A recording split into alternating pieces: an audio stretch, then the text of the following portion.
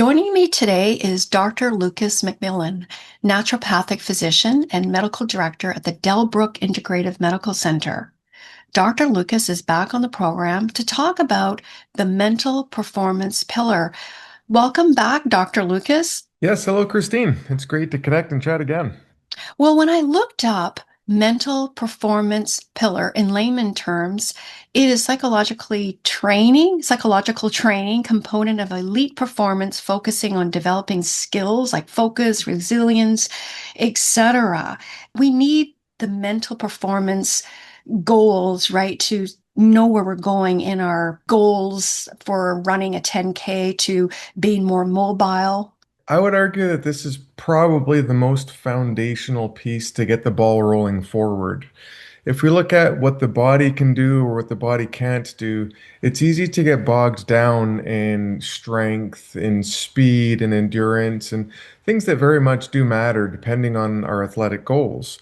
But the starting place is this mental performance side. So I really think that it's probably more applicable to beginners than anything else. I mean, just knowing how to think about these is super important. But even if you're a seasoned athlete, this could be one of the things that's really holding you back or that isn't providing that forward movement that you would otherwise have. If you have this lined up, your ability to train your body appropriately really goes up. Your ability to recognize your wins really goes up, like to stay motivated. I mean, anybody who's been in the game for a long period of time will tell you that consistency is so easy to undervalue. We need something that is reproducible. And a big part of that is, can we stay motivated? Can we understand what we're doing? And can we have a system that helps us to move forward? So I would argue that mental performance pillar is that gives us access to all of those things that make the difference so that we can get stronger, we can get faster, we can build that endurance. Last interview we had was on the DEXA scans, and that helps to reverse engineering, or if you call it a muscle mass, and that could give you a guide. Absolutely, yes. The more we can define our current place, the easier it is to understand how to move from where we are to where we want to be. That clear line is so nice. I mean, let's imagine we're trying to get a complicated part of downtown with all the one-way streets. I struggle downtown, so for me, at least personally, this is a really good example. But if you want to be able to get there, if somebody hands you a map and says, here's the place you want to go, here's all the roads around it, it gives you some useful information. But if you don't know where you're starting on that map, it's going to take you a long time to make sense of it. At some point, you need to identify where you are so that in relation to where you want to go, you have a clear line. It's really the same when you look at health, when you look at athletic optimization.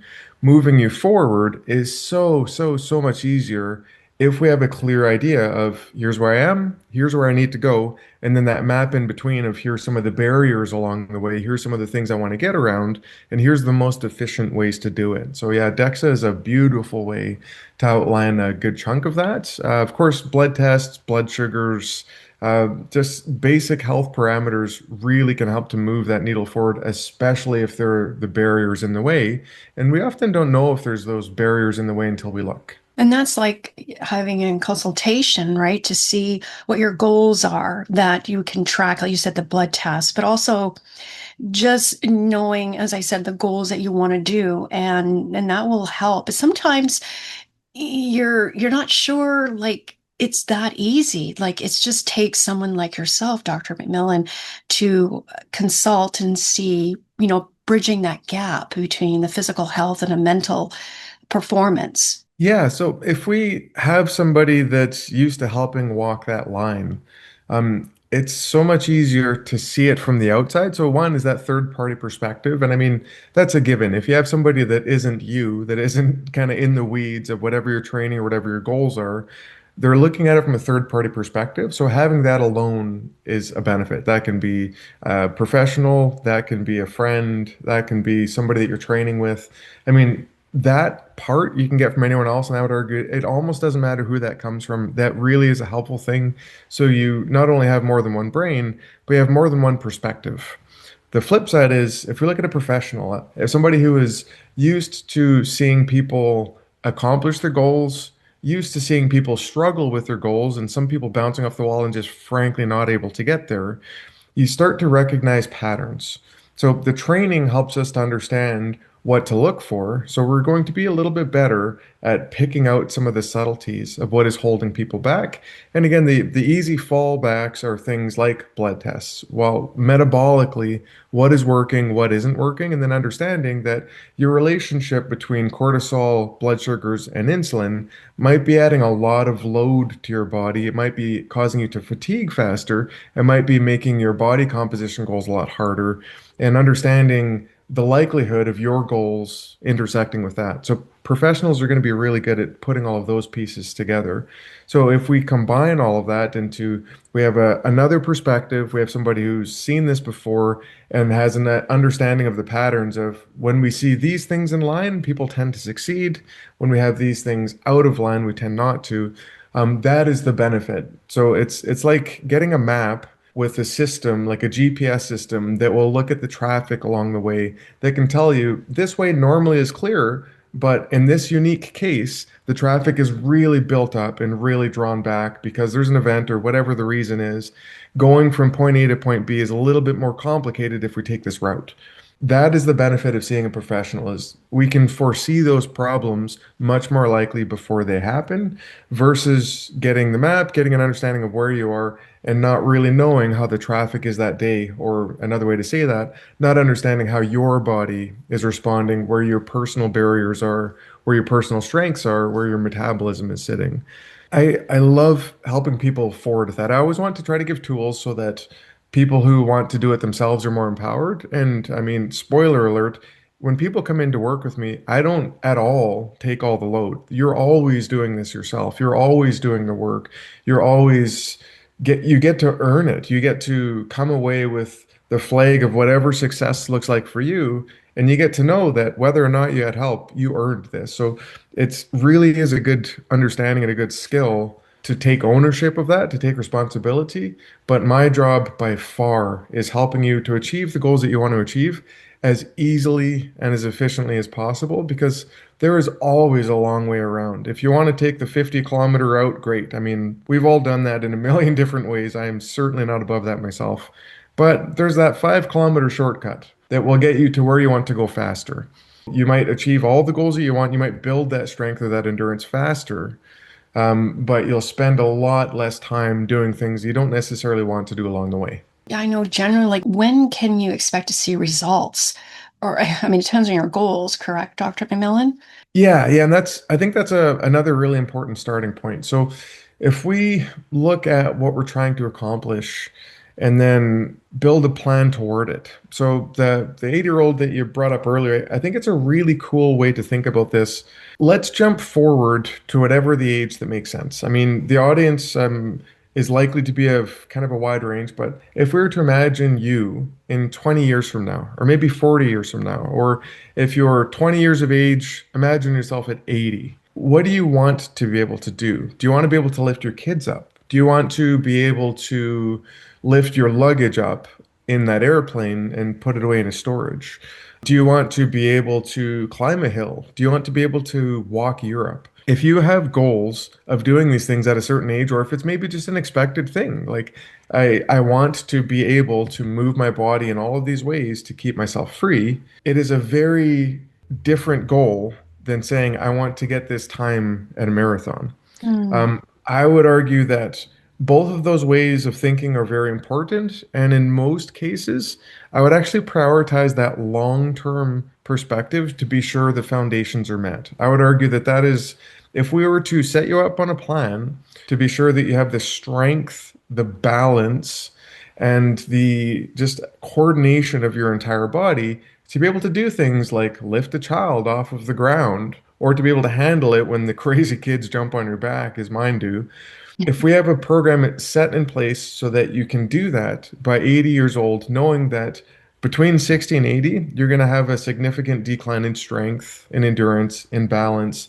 If we change nothing, it's actually a pretty drastic drop. If we set you up ahead of the curve where we've already have a base of balance, of strength, of coordination, if you're ahead of the curve in those places, not only are you set up for the future, you're going to feel good right now. I really like having that as a backdrop of at least sort of a core understanding. Whether or not we're super active and talked about that a lot will very much depend on the person, but it's a great way to think about it.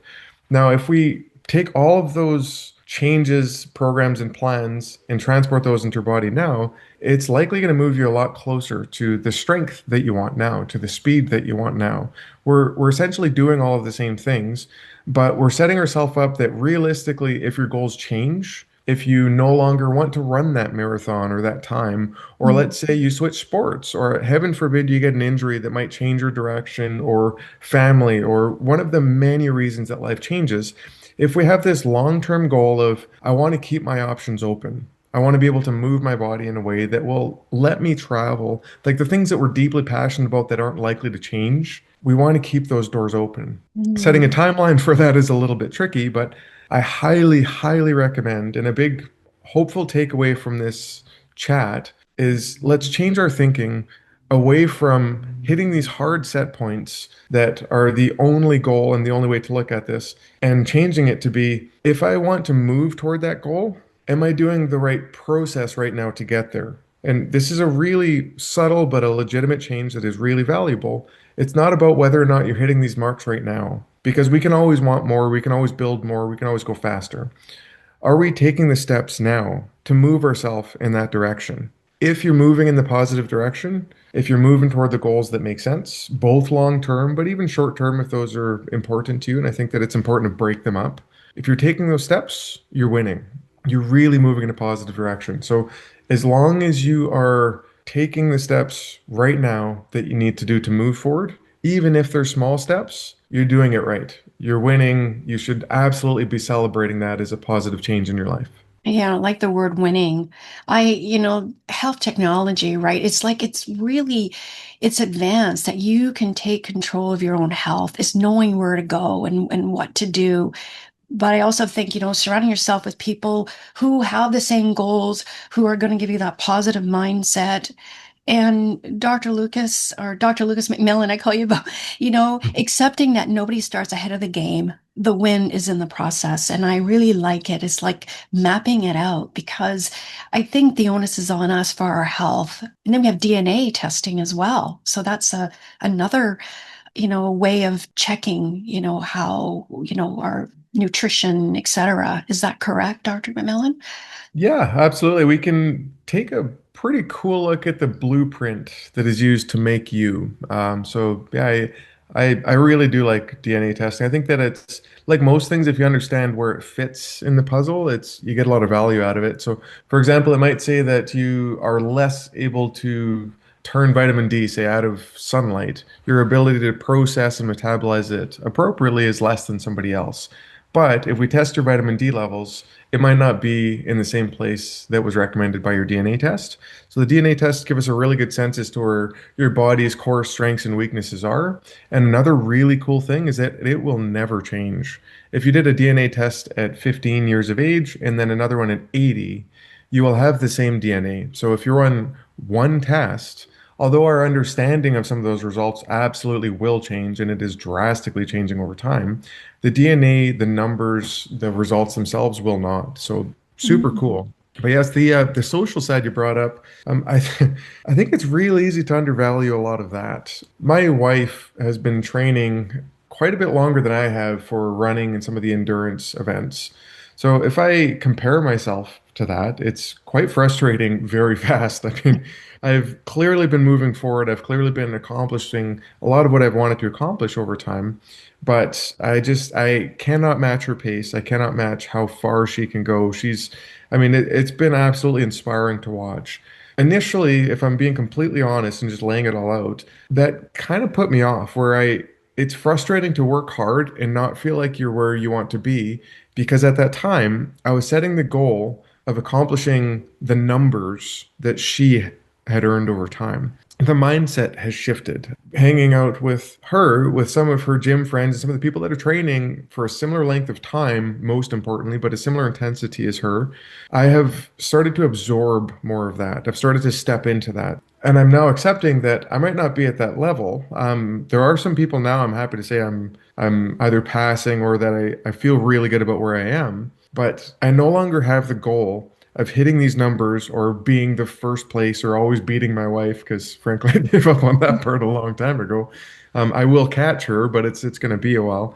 The whole goal of pushing to that level and not being fair to myself and not accepting the process was really holding me back. And I missed out on so much of the fun. Like when you see people and you're part of a group that respects and that admires anyone that puts in the time, anyone that moves in this direction, it is so contagious. It is so fun. Like it becomes a positive thing. It's not this workout that you don't look forward to. It's not this gathering that's scary anymore. You're looking forward to going to that gym or going for that run because you get to see that person again. You get to have those interactions. You get to catch up on life. You get to share some of the things that are happening in your life. It really becomes a much broader, beautiful thing if you have the mindset to allow that to happen and to not need to be first. That was a really difficult thing for me. I struggled with that maybe more than I should have, just because of the way that I'm wired and the way that I've tried to be wired, I suppose, over the time and accomplish things. I still very much want to push forward. I have goals that I want to accomplish. I'm still moving. I very much encourage people to have that. I don't want to talk people out of goals at all. That mindset is so important that am I moving forward? Am I pushing? It's so easy to focus on the pace of moving forward, forgetting that so many of these things are out of our control. Like I'm comparing myself, some of the people in this running group don't have kids. They don't run a clinic. There's a good number of folks that have so much time and energy they can put toward this. I mean, they're doing it. They absolutely deserve all of the accolades they're getting along the way. I don't have access to that degree of training resource or training time. I just don't. And I'm okay with that. That's the world I live in. So I'm hoping to take bits and pieces of that and pass those on to people and saying it is so much easier to start and it is so much easier to progress. And I think just as importantly, it is so much easier to feel good about yourself and to feel good about your progress and stay motivated to keep doing things if we give ourselves that space, if we can understand that we all are coming and starting from different places, the goal right now is moving forward. I add one more thing onto this that feels very appropriate. My wife started listening to different information sources, and I think this one's a podcast. I'm going to completely steal a tagline from somebody else, but I absolutely love it. Being regularly good is better than being occasionally great. Oh, I absolutely love that line. I do not know at all where it comes from. So yes. this is not at all for me. It's not from my wife. It was something that she got from some of her information. But being regularly good is better than being occasionally great. I think that sums it up in such a way that is so fantastically positive and that is so real. I mean, running is earned. Speed, endurance is earned. It's not typically earned through the blood, sweat, and tears and pain that we describe it as. I think we should turn the intensity down and focus more on zone two and get much more specific with the physiology of how we're training. And that's drastically changed my mindset as well. Being okay with it first, being okay with being regularly good and not having to be great and forcing ourselves to be occasionally great, I think is such a fantastic way to communicate this concept. Yeah, so well said. And for those listening, it could be just the great answer, right? It's just starting and doing it, right? It's such a wonderful quote, Dr. MacMillan. Mhm. Thank you for sharing. And but I like to, talk about the services you provide. For those who are listening, they want to come and see you. How should they start? Step one is give the clinic a call. We have online booking. Some of our people email in and ask about times. We've really opened that up. So any way you get in touch with us is by far the very available to look at booking times. I always recommend calling the Delbrook Integrative Medical Centre. Our numbers posted everywhere online. We have awesome reviews, so we pop up pretty quickly on Google if you do decide to search up for the numbers and the information. But our office manager is fantastic at bumping things around and making availabilities. So if somebody's trying to get in, it's easiest to do it by calling because we can access everything. And she's just great at making things move and work and actually finding spaces that just aren't visible online. Services, I mean, as a naturopathic physician and focusing in this area, I mean, like health and longevity and fitness and hormones, I absolutely love these things. So I have a very wide toolkit. I work for and now regularly refer for things like DEXA scans. We do blood tests for all sorts of stuff. I mean, I can test just about anything, and typically we test same day. I can do the blood draw in house. We can get the results in most cases the very next day. So we can identify issues, we can address them very quickly, we can lay everything out. If people have questions as to what's working, what's not working, our initial visits, like my initial visit, will always be a 1 hour sit down. We get to know you, we get to know what's working, we go through your digestion, your sleep, your energy, your stress sources, your stress outlets, your movement, your diet. We get a lot of information packed into that first visit. It is a lot right off of the bat, but that gives us the pieces of the puzzle that we can see all at once so that we can put them together and build a plan that actually makes sense. From there, I mean, everything from nutrient IVs, we do the NAD injections and IVs. We offer a wide range of products and supplements. I can prescribe medication where appropriate. We do definitely lean on that. In some places, it does make sense. There's pros and cons to every decision we make. The amount of options available is huge. The hard part is actually the diagnostics, the figuring out where you are and drawing out that roadmap. Once the roadmap is made, it's usually pretty easy to decide, well, what's the tool that's going to move us from where we are to where we want to be as efficiently as possible? And then we factor in things like, does this actually make sense to you? Is this a reasonable amount of change? And is this proposed direction going to make sense for you? I have some folks that if it involves a pill, whether it's a supplement or a prescription or otherwise, they absolutely will not do it. They know that, and great. Once we've identified that that is not the direction, that's not the path we want to go from A to B, awesome. We pretty much always have other tools that we can lean on to get us there, and now we have clarity of what is actually going to work in a realistic world with you, your body, and your circumstances. Dr. MacMillan, thank you so much for your time today. And it was a wealth of information. Keep moving and thank you. Awesome. Yeah, I appreciate it. And well, it's good to actually have a chance to get these words out to more and more people and hopefully help to take some of the pressure off. If you're moving, if you're trying, if you're actively moving yourself in a positive direction, you're doing it. And I think you should really be proud of the wins that you have. If you want to dial things in a very specific way, I'm certainly available, but there's many ways to move forward. Just let's give ourselves the grace that we all deserve for the things that we are doing. Let's recognize the wins. And if we're not moving forward the way we want to, well, great. Maybe this is the time to start because everybody starts somewhere and nobody starts in first place. So we can always build, we can always grow. And hopefully, this helps take the pressure off of other people in a very positive way. Thank you. Thanks, Christine.